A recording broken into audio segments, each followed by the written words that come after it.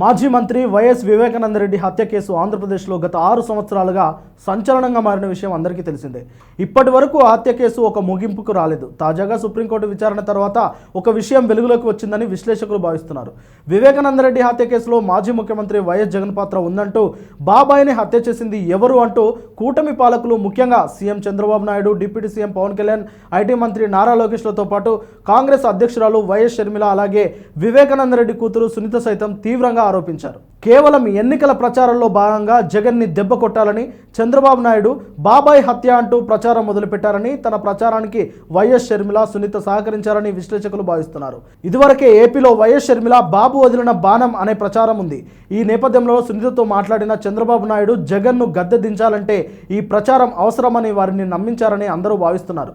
జగన్ మీకు మాకు శత్రువే కాబట్టి ఆయన్ను అణచాలంటే పవర్ తీసేయాలంటూ వారికి మాటలు చెప్పి ఎన్నికల్లో ఉపయోగించుకున్నారనే వాదనలు వినిపిస్తున్నాయి.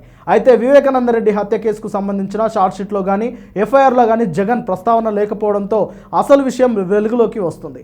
ఎన్నికల ప్రచారంలో భాగంగానే సునీతను టీడీపీ అధినేత చంద్రబాబు నాయుడు ఉపయోగించుకున్నారని, తద్వారా కూటమి లాభపడిందని ఇప్పుడు సునీత రియలైజ్ అవుతున్నారు. ఈ కేసుకు సంబంధం లేని జగన్ను కేసులో ఇరికించడంపై సునీత ప్రస్తుతం ఆలోచిస్తున్నట్లు తెలుస్తుంది. అయితే నిన్న ఇచ్చిన సుప్రీంకోర్టు తీర్పులో భాగంగా ఎంపీ అవినాష్ రెడ్డి, భాస్కర్ రెడ్డి, శివశంకర్ రెడ్డిల బెయిల్ రద్దుపై ఎలాంటి తీర్పు ఇవ్వలేదని చెప్పింది. ఎందుకంటే గతంలో తెలంగాణ హైకోర్టు వారికి బెయిల్ ఇచ్చిన విషయం తెలిసిందే కాబట్టి హైకోర్టు విషయంలో జోక్యం చేసుకోలేరని స్పష్టం చేసింది. అలాగే సిబిఐ విచారణ పూర్తి అవడంతో సిబిఐ విచారణను సవాల్ చేస్తూ సునీత సుప్రీంకోర్టుకు వెళ్లిన విషయం తెలిసిందే. ఈ నేపథ్యంలో సుప్రీంకోర్టు ఆదేశిస్తే మరింత లోతుగా విచారిస్తామంటూ సిబిఐ తెలిపింది. ఇప్పటికే 6 ఏళ్లు గడుస్తున్నా ఈ కేసులో ఎలాంటి పురోగతి లేకపోవడంతో సునీత సైతం ఆలోచనలో పడ్డారు. అయితే గత ఎన్నికల్లో వివేకానంద రెడ్డి హత్య కేసును చంద్రబాబు నాయుడు, పవన్ కళ్యాణ్ ఏ విధంగా వాడుకున్నారో సునీతకు ఇప్పుడిప్పుడే అర్థమవుతుంది అనేది కొంతమంది వాదన. ఇక ఎలాంటి సంబంధం లేని జగన్ వివేకానంద హత్య కేసులో ఎన్నో ఆరోపణలు, ఎన్నో అవమానాలను ఎదుర్కొన్నారు. ముఖ్యంగా షర్మిల, చంద్రబాబు నాయుడు, పవన్ కళ్యాణ్, నారా లోకేష్ పదే ఎన్నికల ప్రచారాల్లో బాబాయిని చంపిన హంతకుడు అంటూ ఇష్టం వచ్చినట్టు మాట్లాడారు.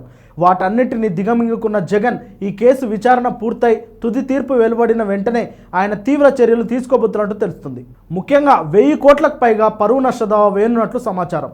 కేవలం బాబాయ్ హత్య కేసు అనే ఆరోపణతో ఆయన్ను ప్రజల్లో పలచన చేశారంటూ, అలాగే తనకు సంబంధం లేని ఆరోపణలు తనపై మోపారంటూ ఈ కేసు విషయంలో తనను నిందించిన వారిని పరువు నష్టం దావాతో ఎదుర్కోబోతున్నట్లు తెలుస్తుంది.